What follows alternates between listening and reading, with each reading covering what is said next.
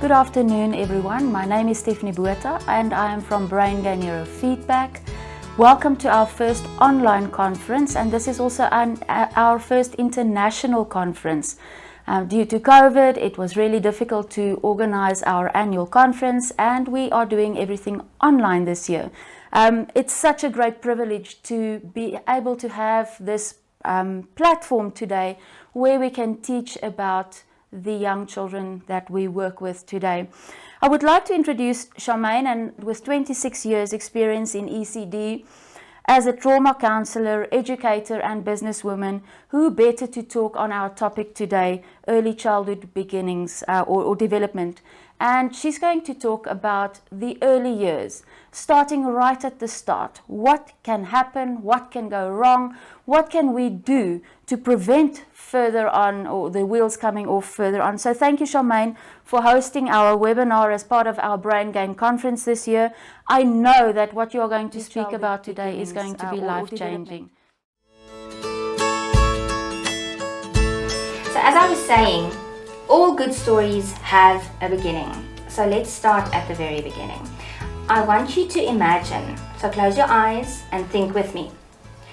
You're sitting in a classroom and you are listening to a story. Once upon a time, dum dum dum, and the sperm and the egg joined, and a beautiful, unique, one-of-a-kind baby was born. It looked like a baby. It pooped like a baby.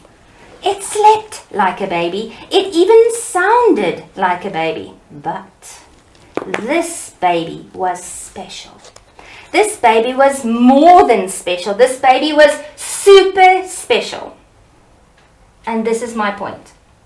Every child born is super special. Although they have the same characteristics, each baby is different. They are far from exactly the same. And that is why this evening we are going to be talking about language development. And we want each one of you and every educator out there, every parent, every brain gainer out there to know why it happens the way it does, how does it happen, and what now. As Steph actually said, the things that we're going to discuss are things that could be solved. They are red flagged in our schools, we see them in our schools, and then at the end of the day we want to resolve and solve those problems.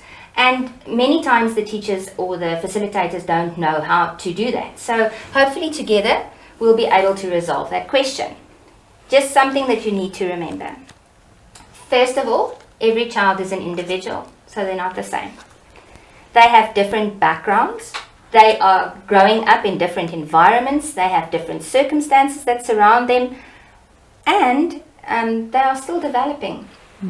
Very many times we are seeing currently in many of the preschools that the children are being pushed too much. Steph, you agree? I do. So they are getting information that their brain cannot even compute yet. And this is what's causing all of these delays.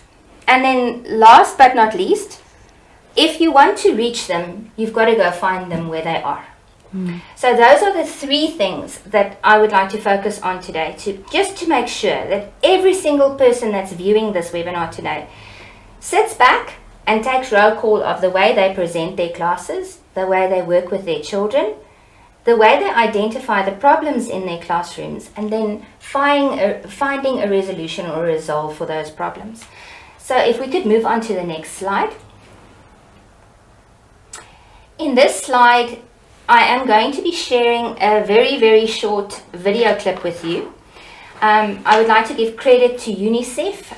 They're an international organization, and they actually did this video, and it's on serve and return. And the reason why I'd like this specific video to be shared with all of you is sometimes we think that language can be developed in front of a screen where children are watching, or they've got screen time, they're watching a television program. But scientifically, at the end of the day, there is interaction that needs to take place in our classrooms, at home, whatnot. So I'm going to ask our technician if he would please just share this serve and return brain interaction video with everybody.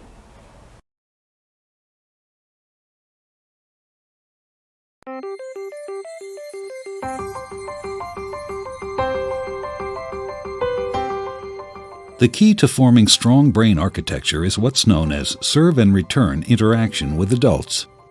In this developmental game, new neural connections form in the brain as young children instinctively serve through babbling, facial expressions, and gestures. And adults return the serve, responding in a very directed, meaningful way. It starts very early in life, when a baby coos and the adult interacts and directs the baby's attention to a face or hand. This interaction forms the foundation of brain architecture upon which all future development will be built. It helps create neural connections between all the different areas of the brain, building the emotional and cognitive skills children need in life. For example, here's how it works for literacy and language skills. When the baby sees an object, the adult says its name. This makes connections in the baby's brain between particular sounds and their corresponding objects. Later, adults show young children that those objects and sounds can also be represented by marks on a page. With continued support from adults, children then learn how to decipher writing and eventually to write themselves. Each stage builds on what came before. Ensuring that children have adult caregivers who consistently engage in serve and return interaction, beginning in infancy, builds a foundation in the brain for all the learning, behavior, and health that follow.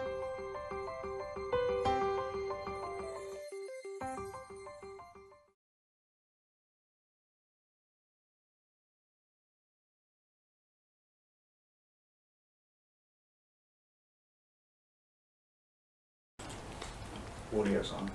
Alright, so you've looked at this very short snippet and you saw in this that in the beginning when this baby is born, even before then when they are in the womb, they actually can hear sounds. And it is important for you as a parent, or if you are guiding parents, to tell them to listen to different types of music, things that would calm them. Please do remember that if you are upset when you are pregnant, it takes about 48 hours for that negative hormone that you produce to go out of the baby system as well. So it's important to calm yourself as well as baby. So if we looked at this video together, you saw the axons and the dendrites in the brain. Now, every time you repeat something, it's like a little car that's driving on a dirt road. Every single time. And that dirt road is, it's as if it has grass, and then this car drives and it makes an indentation into the grass, and the more that road is traveled, the more it is laid down as a highway. And this is one of the things that I know in Brain Gain as well, Steph. We're talking about language development.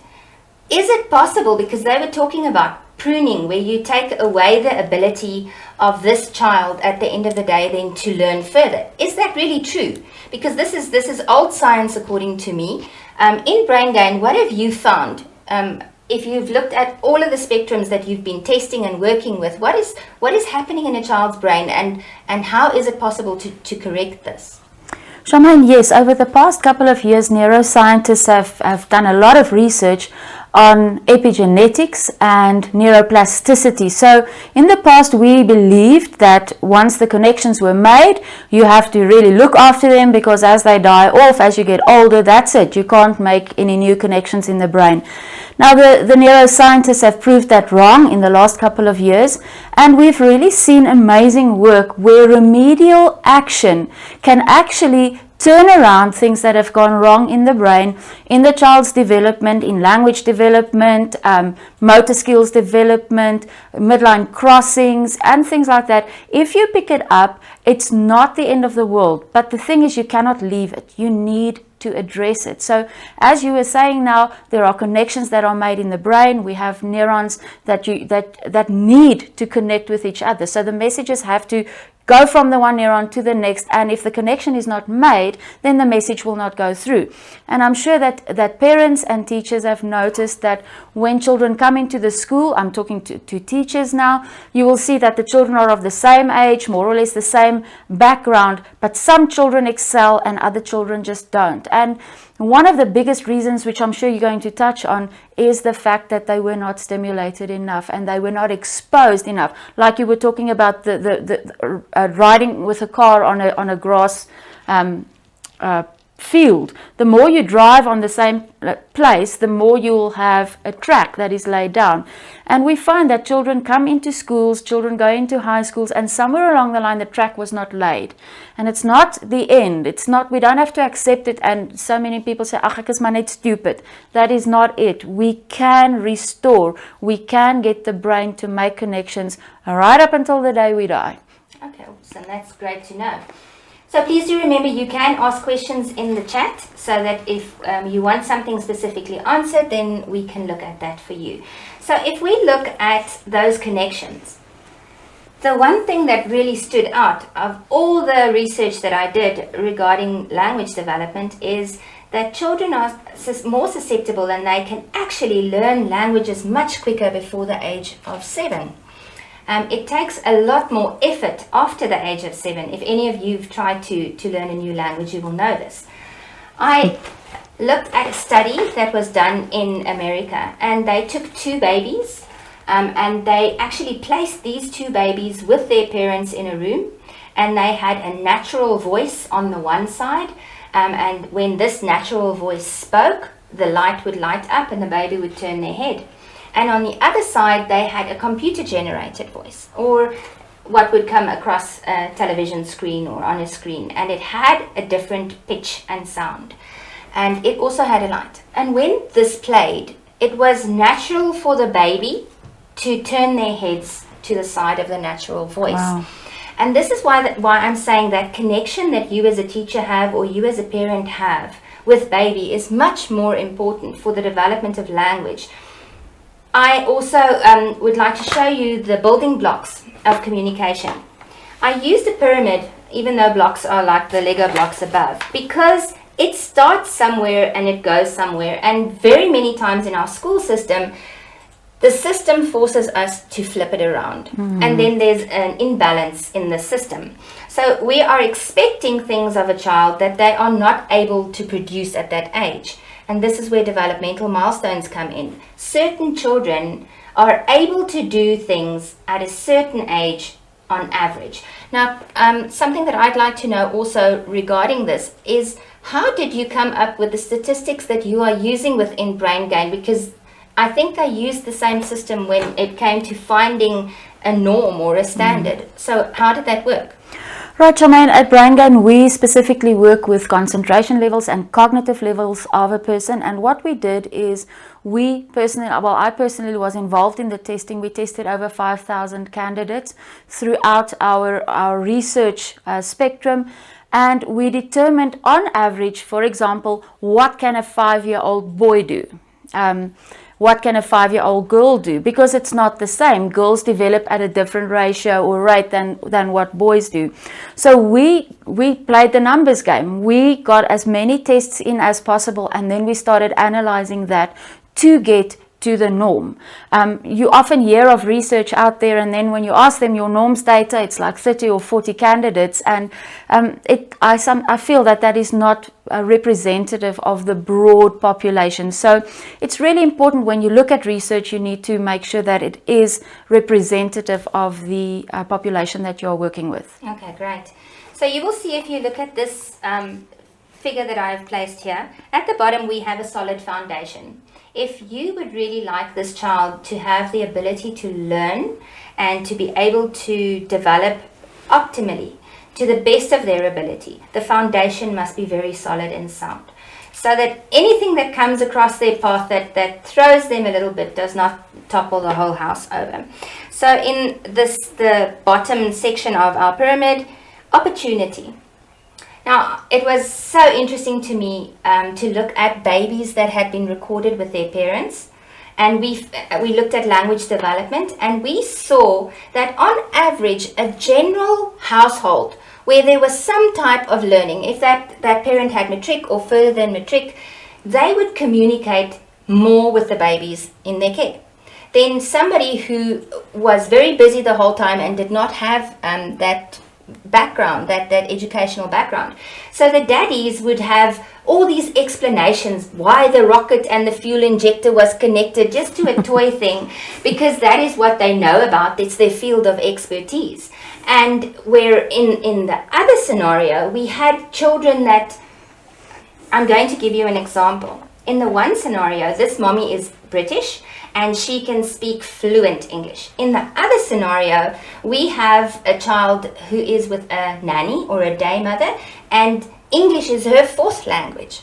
So her English isn't broken English, but the amount of words that she uses is less than the mommy's. So if we talk about Jane and Joan, if we take Jane and mommy talks to Jane and tells Jane about the turtle in the sea, she would say to Jane, there was a sea turtle and it submerged itself under the waves. It went deep, deep under the waves and it swam amongst the beautiful fishes and the coral reefs.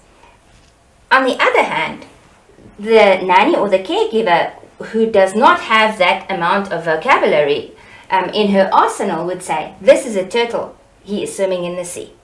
So if you just compare the two, and the more repetition came on this side, the more the axons and the dendrites fired and the more connections were made. So it's crucial that everybody has a rich type of vocabulary when they are speaking to children, and that they constantly speak. They must constantly talk to the kids, because the more they hear it with that repetition, that little car is driving in the brain from the ear to auditory connections are made, and there's a connection to broom, broom, broom, this is a car and this is how it looks.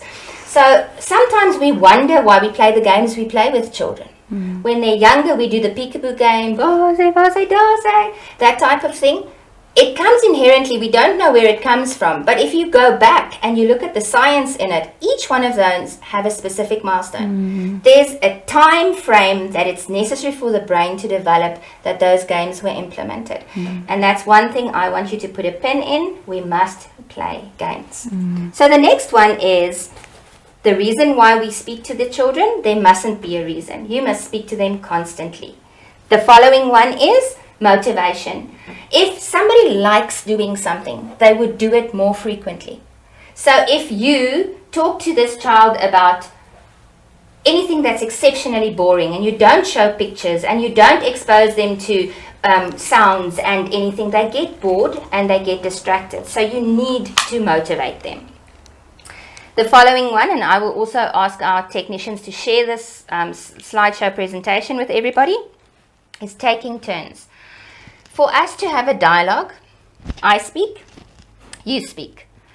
For children, that doesn't come normally. You need to teach them to take turns.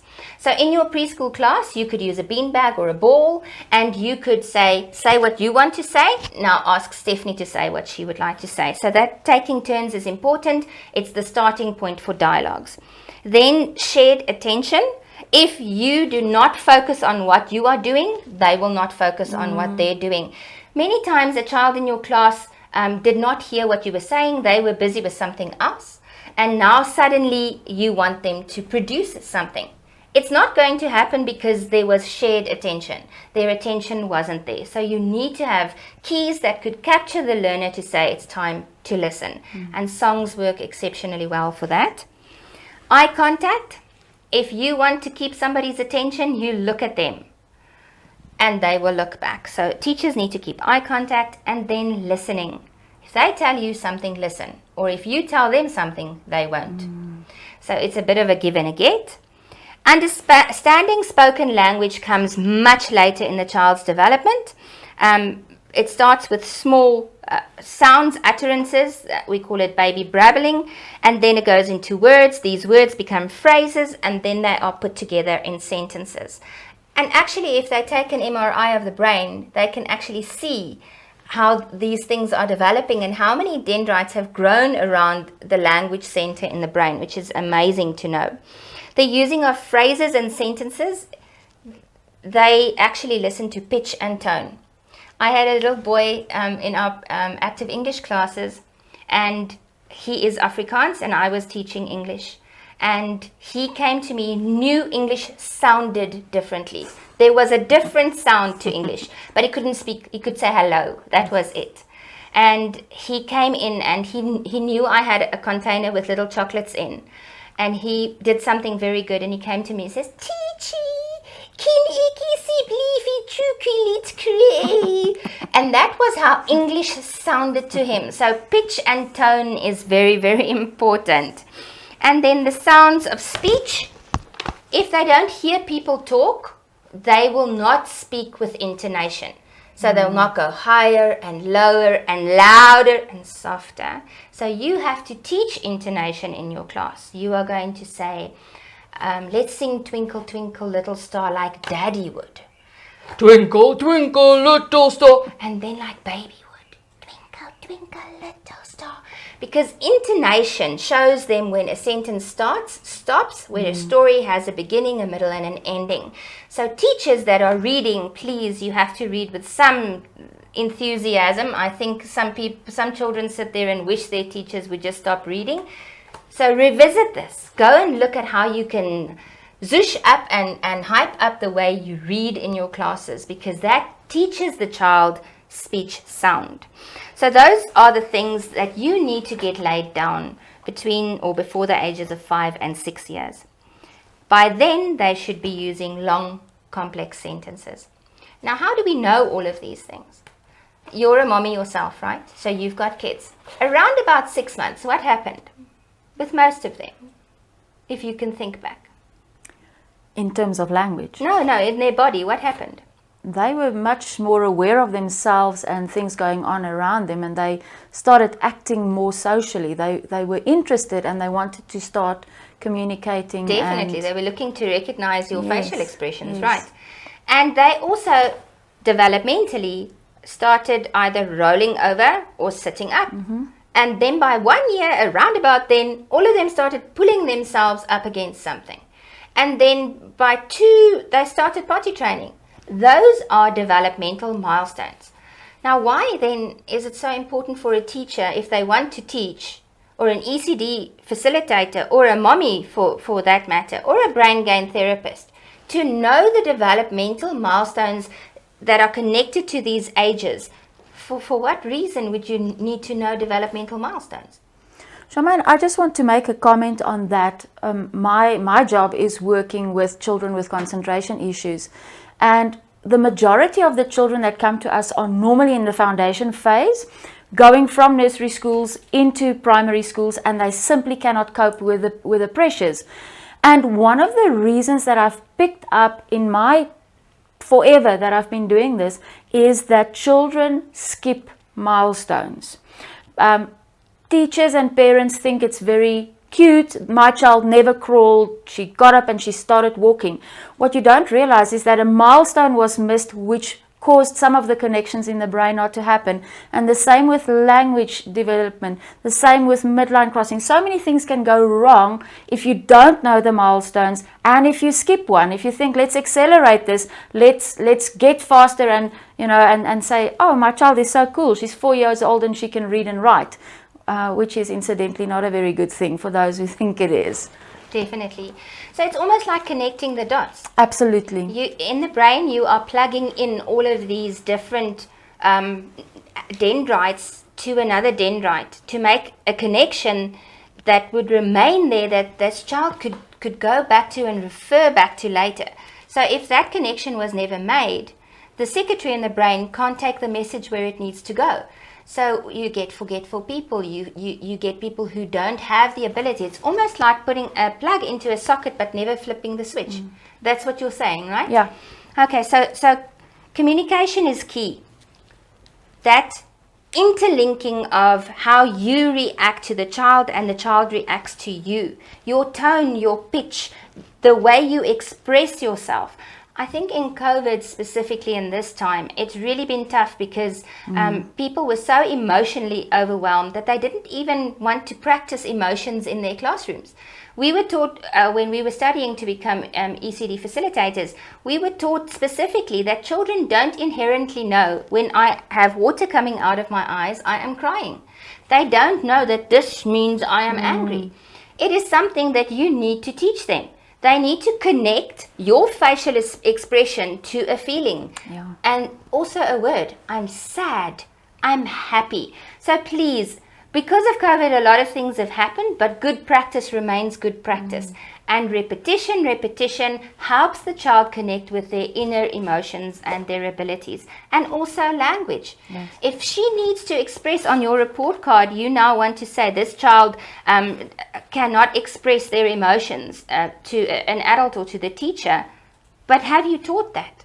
Remember, it's not to say it's happening at home. We read just now that environments are different. People's training levels and skills are different.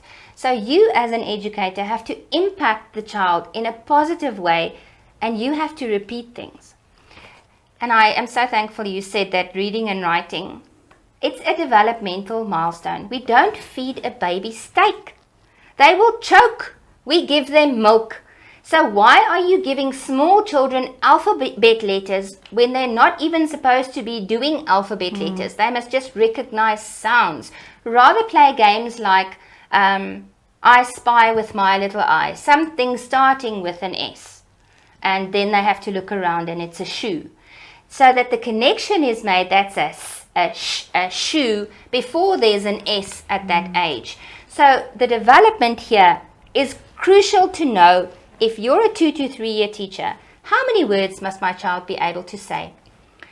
With their fine muscles, tip of finger to end of elbow, how many things must they be able to do and how? Which muscles are working? And then large muscles, all those big muscles, what comes first? Catching the ball against the body or away from the body, or a hard or a soft ball? Because how can you teach and work with children if you do not know what you have to expect from them? So I'm going to move on to the next slide. Charmaine, can I just ask some of the questions coming through on the Please, chat yes. now? Somebody asked now, what is the latest age that a baby must crawl? But I'm sure there are many questions. Where can parents and teachers find the milestones? There are many milestones out there. You will see that they divide them into 4 or 5 categories. I do believe we have a slide. If we can go to it, Christian, I'm thinking We'll get to it. we'll get to it a little bit later. But there's physical development, and then there's emotional development. It's a little bit more on, if you wouldn't mind going there. You will see little blocks on the right, just a little bit more. There we go. These are your developmental milestones, and these are how they are divided. They are divided into physical development, fine motor skills, cognitive development, that's your brain, language development, emotional development, physical development, large motor skills, and then mathematical skills and problem solving. They've actually now separated from the others.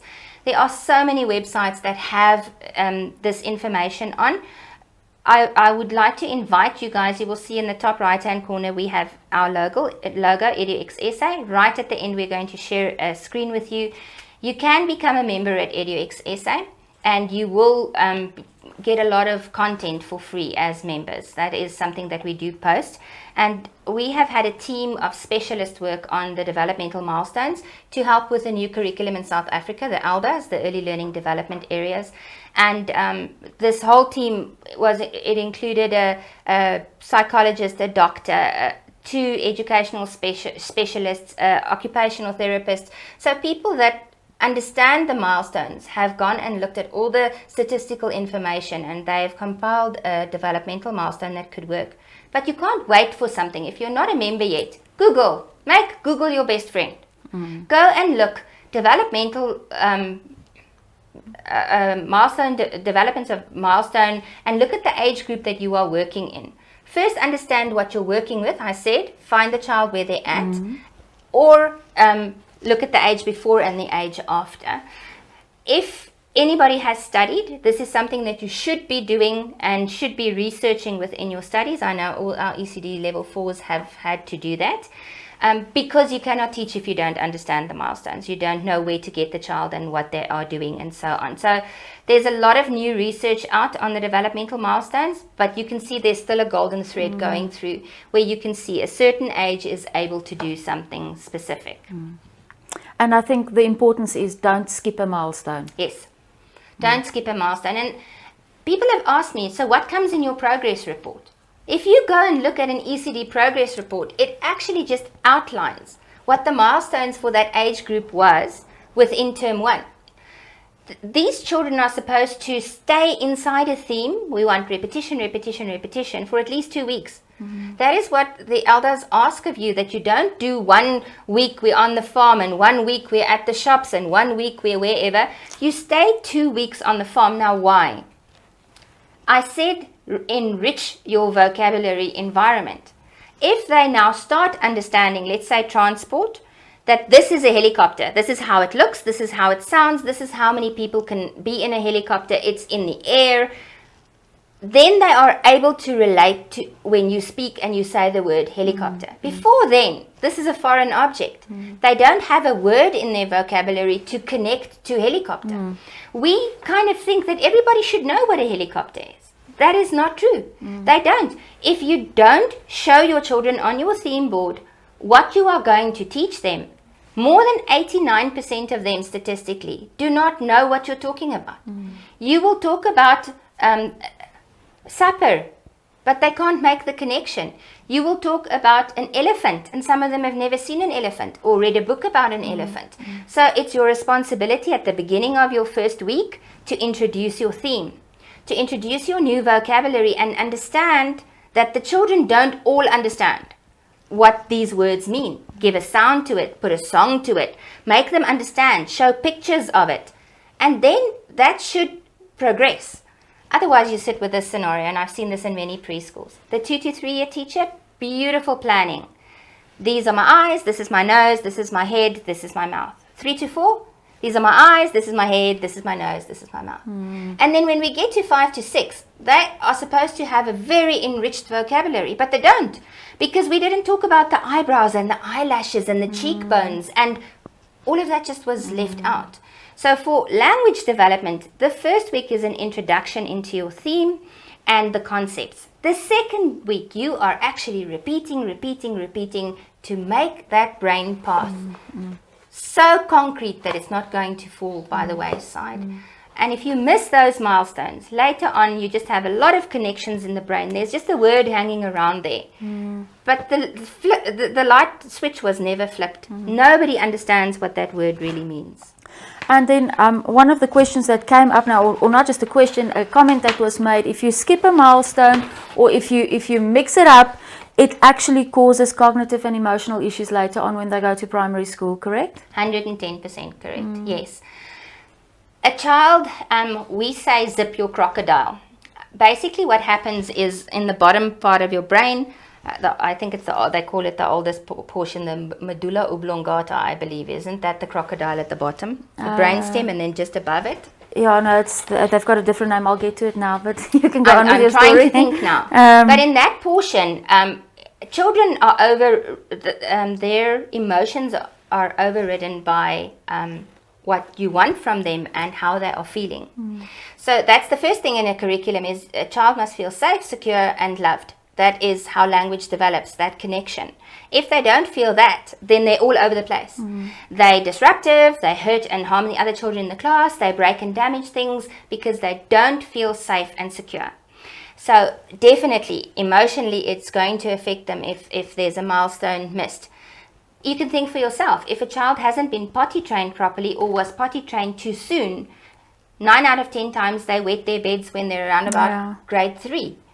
And nobody can understand what the connection is, but they never finished that milestone. That plug was put in. I must use the toilet. Now, this grade 3 child is going to the toilet and all's going well. They can wipe themselves, they can pull their pants down, pull their pants up, do their zipper, everything. But at night, that hasn't been sorted yet. So it reverts to them wetting their beds. So doing things whenever you feel like it as a teacher could do more harm than good. You are supposed to stick to the milestones and then see if there are any red flags. If you have a child that is supposed to be walking, and every child is walking around about a year and 3 months, a year and 6 months, a year and 8 months maximum, put it there, and you've got a child that's not yet standing up, that child needs help.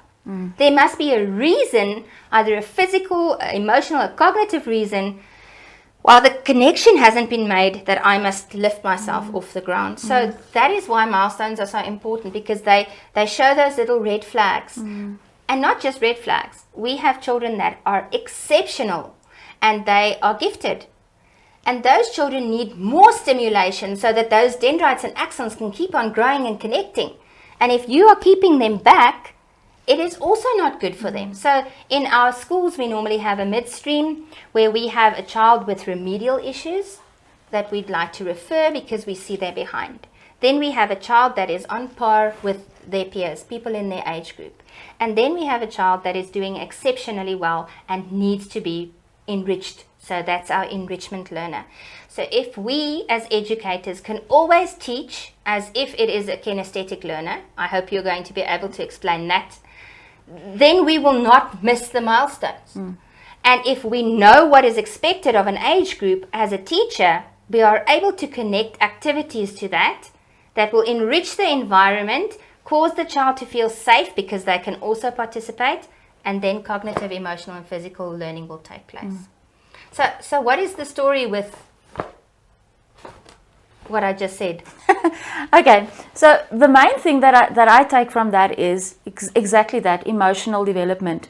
Our primitive brains at the back, and I still haven't come to that, our primitive brain has been programmed so that when you are in a dangerous situation, you have one of a few options. You fight, or you flight, or you just do nothing, you freeze. Okay, so what I do when I'm in a situation that I'm extremely uncomfortable of or nervous of, I get out of there as quickly as possible, and when I'm out of the situation, I deal with it.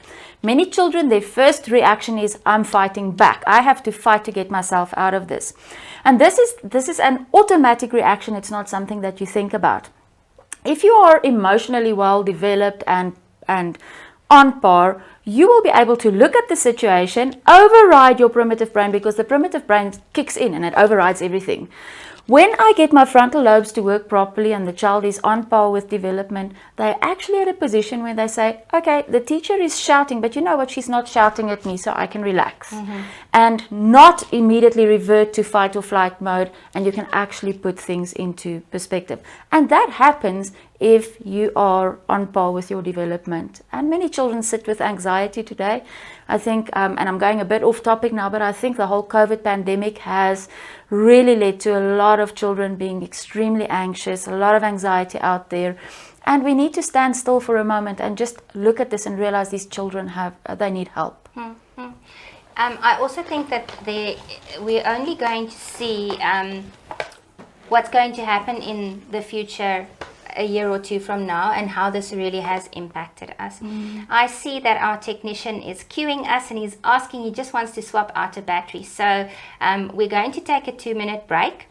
After the 2-minute break, please join us on the same link. We're just going to continue and then the battery will be swapped out. Looking forward to seeing you there.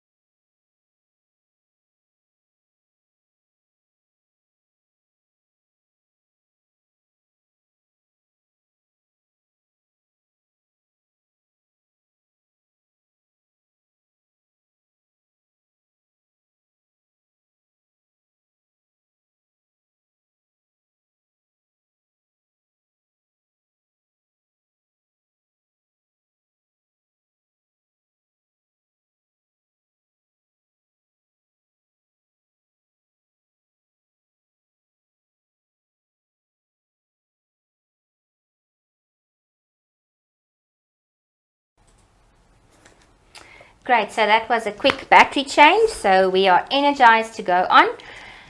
For me, it's very tough, Stephanie. I'm a kinesthetic learner, so I need to move and I like things to happen quite quickly. I mentioned just now that if you teach as if you were a kinesthetic, you were teaching a group of kinesthetic learners. What is the difference then? Because we've got children in our class that are visual learners, they learn by seeing. We've got auditory learners or auditive learners, they learn by what they hear. And then you've got the kinesthetic little Okie. He has to see it, smell it, taste it, touch it, feel it before. So how would that impact the way we teach them then? How could we do it different? Okay, so in our nursery schools, in general, we teach our teachers there that you should, in anything that you teach them, you should involve visual stimulation, auditory stimulation, and let the children move. When we hit primary school, that becomes difficult because if you think of primary school, we get 30 children coming into a class, sit down and listen. And it's a huge jump for children, especially for the kinesthetic learner, because your kinesthetic learner is the one that needs to move. Something in their body needs to move in order for them to learn. So it's not necessarily I have to taste it or I have to smell it or I have to hear it, but their bodies need to move.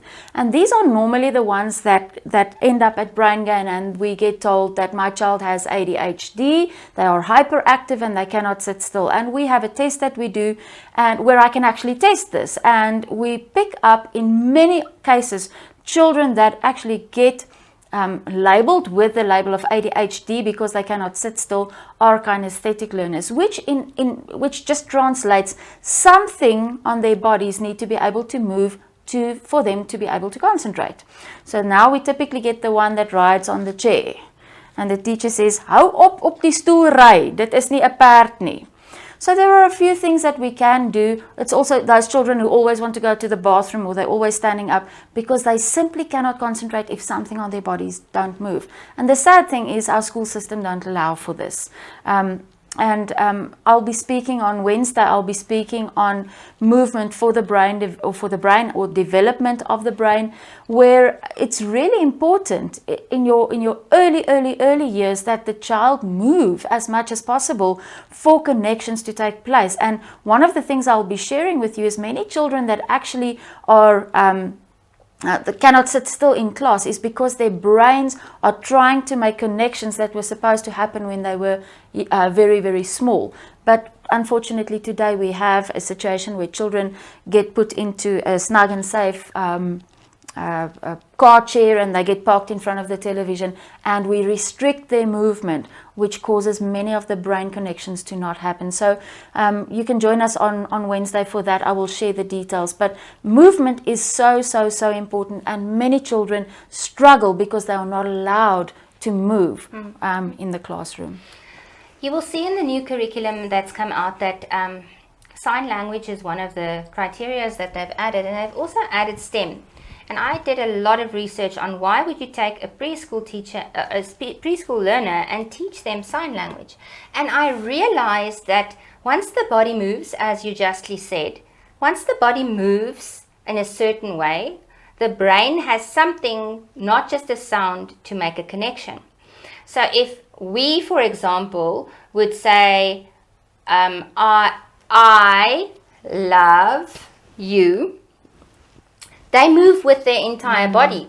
So it's easier for them to make the connection when I say, what is love? And you will see with many of them, if you start singing a song, I love you, they will do this inherently because they remember that you said, I love you. So sign language is also a part of language, and we're talking about language development, and you actually learn better by moving.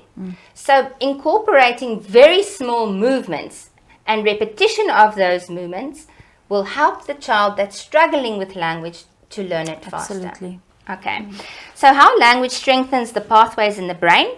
The development of language starts at birth and it continues for many years, but most of it is concentrated, as I said, in the first 5 years of a child's life. Neurological development, that's all those axons and dendrites and how the brain grows, is actually a physical development as well. It's like there's a new cell and a new little arm and a new little arm. So the more you stimulate this brain with language, the more they grow. It's like tickling them and then they start spreading. And they have the opportunity then to make extra and more connections. So the more rich your language is, the easier that is stimulated. So they will start off with small words, mama, papa, and you will see after me doing this, you actually over-exaggerate with babies. You can't say mama, papa, because it doesn't show how the word is formulated and linguistically where you form it in your mouth, at the back, on the tongue, in front, by the teeth. So it's important that you, especially you in the baby care divisions, that you play those repetitive games, those, what sound does the lion make? The lion says, roar, all over-exaggerated sounds to show how the sound is formed. And then also, once again, louder, softer. I've seen in the past, I don't know if you've experienced this, we have very clever children, but they have a very soft voice. And they have to do an oral in class and they come to you and they're like, teacher, can I go to the bathroom? They're brilliant. They've got a good language, a good vocabulary sense. They can string the words together, but the voice quality is poor. And this should be one of the milestones that's on your progress report cards as well. Because this child's going to be using language for the rest of her life and career afterwards. So what could you do?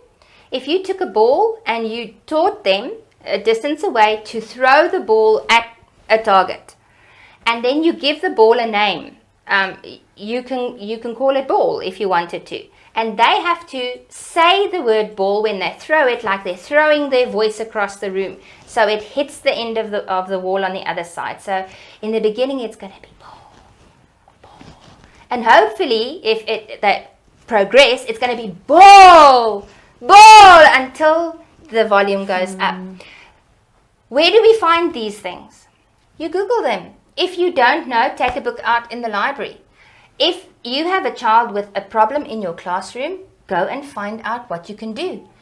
Contact specialists. Speak to people that know about the topics. If you care for that child in your care, you will do everything you can to help them resolve the problems that they're having.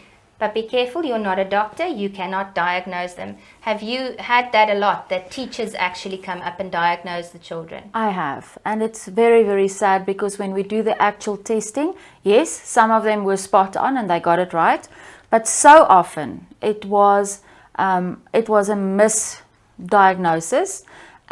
And I understand, because we sit with very, very large classes and the teachers sometimes just simply cannot cope. But we have to realize that it's the child's future that we are talking about here, and rather refer. If you don't know, find out, refer, and get to the root cause of the problem. One of the issues that we have is we want a quick fix on everything. It took the child 7 or 8 years to develop up to where he is when he goes to grade 1, and whatever was missing there, it took time. You cannot expect to fix that just like that, and many parents expect to fix it with a little pillicky.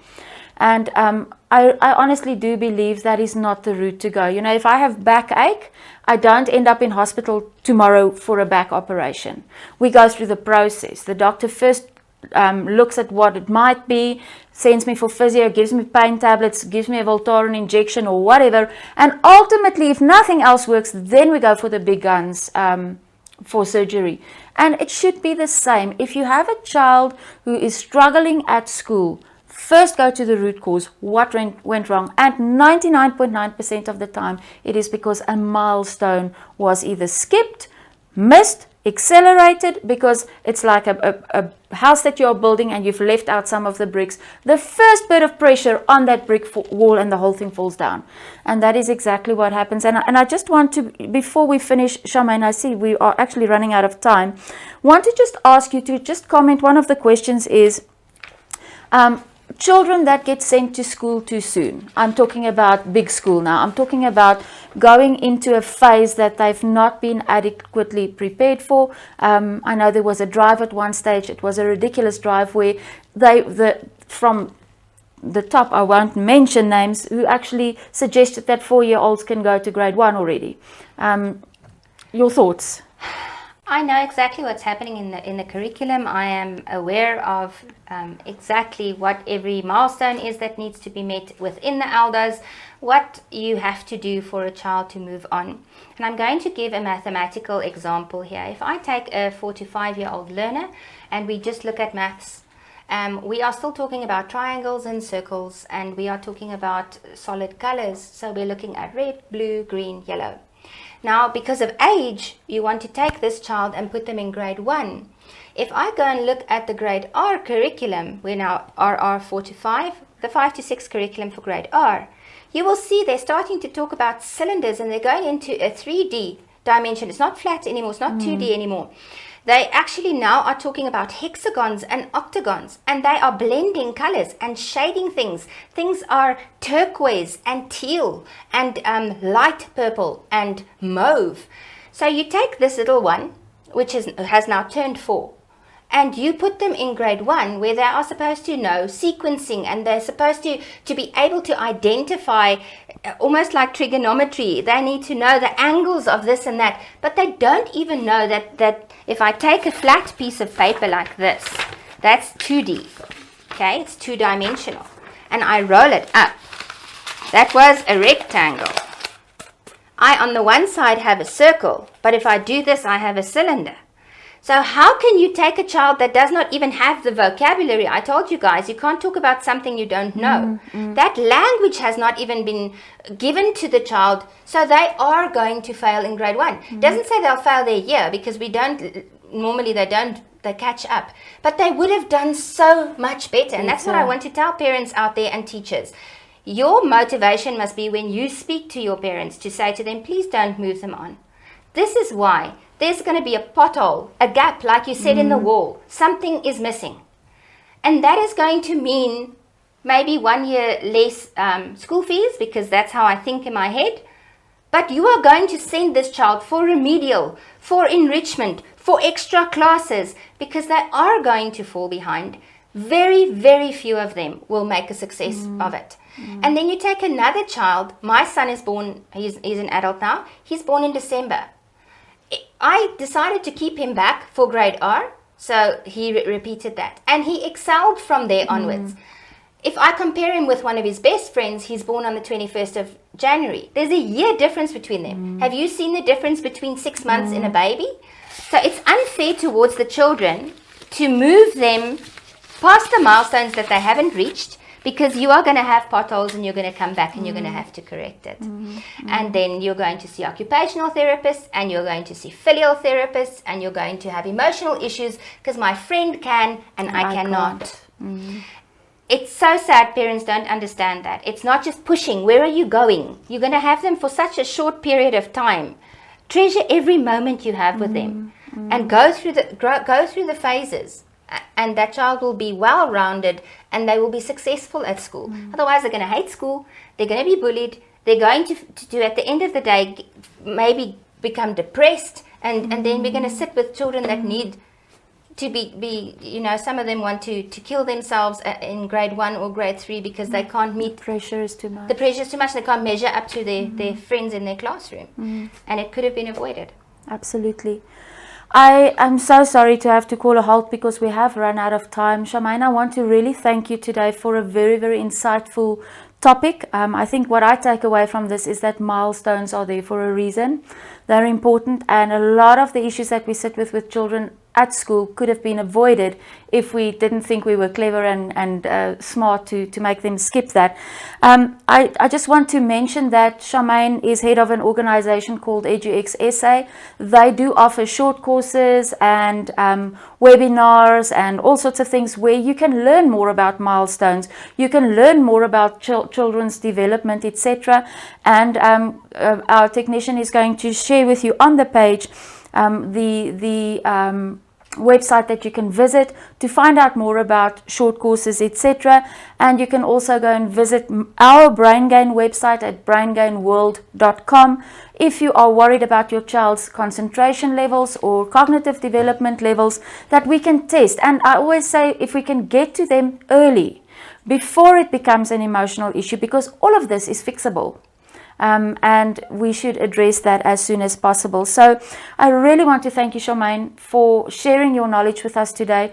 Years and years of experience. I know there's a lot that you still wanted to touch on, but we'll do another one. We'll definitely do. Thank you, Steph. Thank you for everybody that joined us tonight. Thank you. Christian, will you go to the last slide, please? As Steph said, we also offer training for people who aren't qualified. So if you are busy working with children, please note we are moving from DSD to the Department of Education in April 2022. There's a lot of things happening. The new SOP, Standard Operating Procedures for preschools, is out, so we'll be posting that on our EduX SA portal for you to access there. Please, crucial for us, there's a few pointers that you can use for vocabulary and stuff. This whole slideshow is going to be available for you so that you can go to it and see what the pointers are that you can use. And then make use of BrainGain if you want to do school testing, school readiness testing. Absolutely. They have an amazing, people have been asking me the whole day regarding that. They've got an amazing test that they do, and you can see if this child is cognitively and emotionally ready to move on. And they are nationwide. You can visit the website that Christian's going to show you now. And then from there on, we know that you are going to be okay if you just follow the milestones, as Stephanie has said. Christian, please, if you'll then go to your advert on the websites. Thank you, Charmaine. You can go and visit our websites, braingainworld.com, for cognitive testing, or if you are interested in studying more in this, you can go to eduexperts.co.za, or if you want to join the eduxsa.org platform for short courses and webinars, you are more than welcome to do that as well. Thank you so much, Charmaine. Have a blessed evening, and I'll chat to you soon again. Keep well, everybody. Bye-bye.